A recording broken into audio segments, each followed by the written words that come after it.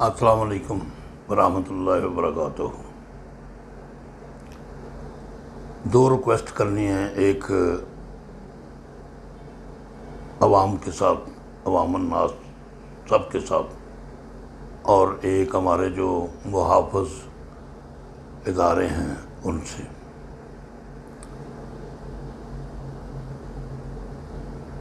बेहतर है माहमार पे डालो ना कुमंदे, इंसान की खबर लो कि वो दम तोड़ रहा है।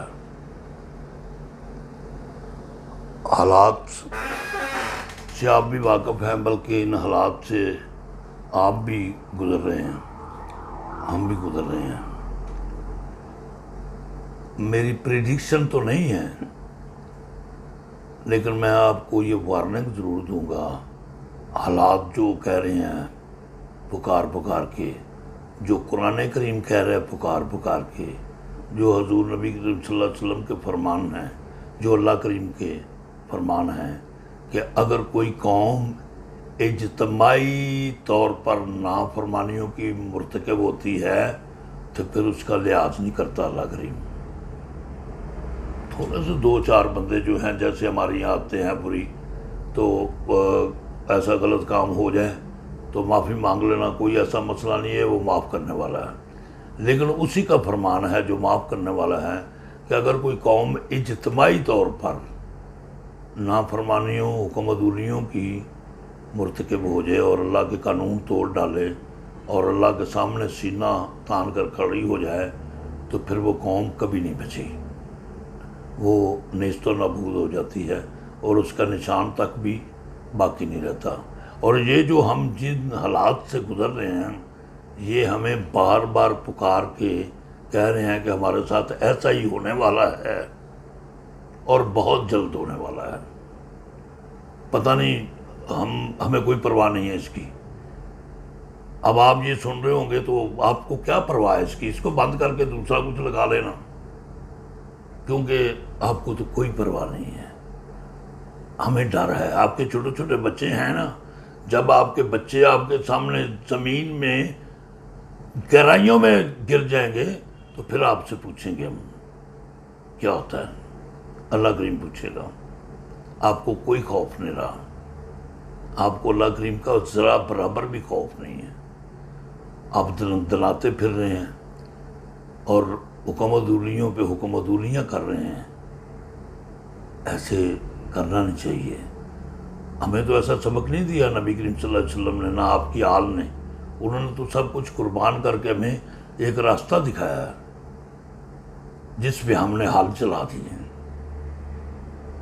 गरूर, तकब्बर, झूठ, मकरो फरेब, रियाकारी, मिलावट, ज़ख़ीरा अंदोज़ी, कम तोलना, नजायज़ मुनाफाखोरी, क्या कौन सी खराबी है जो अब बाकी रह गई है, वो भी गिनते रहें। ये जो आपको बड़ी आदत है ना कि क़यामत से पहले की निशानियाँ गिनी, अभी बड़ा वक्त पड़ा है, ये भी क़यामत की निशानियाँ हैं, ये भी गिन लें साहब, कोई कसर नहीं छोड़ी। हमने सब ने मिलके, एक काम रह गया है कि हम आसमान की तरफ तीर चलाएं और वो खून आलूदा होकर नीचे गिरें और हम ये समझें कि हमने अल्लाह करीम को फतह कर लिया। ऐसी कौम है हम। एक कौम ने ऐसे किया था ना, और हमारी कड़ियाँ, उसकी जंजीर उसी से मिल रही है। खुदा के लिए कुछ सोचें। आपने अब अच्छा काम कोई नहीं करना, मुझे पता है, मैं समझता हूँ, लेकिन फिर भी थोड़ा सा सोचें तो सही। अल्लाह करीम ये तो फरिश्ते ये तो लिख लें अल्लाह करीम के कि ये सोचा ज़रूर था इस बंदे ने। सोचें तो सही कि हमारा रब है और हम एक रब के बंदे हैं, और वो जो हमसे चाहता है वो हम नहीं कर रहे हैं। हम उसका कानून तोड़ रहे हैं, हम उसकी हुक्म-अदूली कर रहे हैं। खुदा के लिए मैं इतनी सी बात ही करना चाहता था। मुझे पता है इसका असर कोई नहीं होने वाला, लेकिन मैं रिक्वेस्ट करता हूँ कि एक बार अपने बारे में तो सोच लें, किसी दूसरे का ना सोचें। अपने बारे में सोच लें, अपनी फैमिली है आपकी, उसकी बका के लिए सोच लें, अपनी बका के लिए सोच लें, अपनी मगफरत के लिए सोच लें।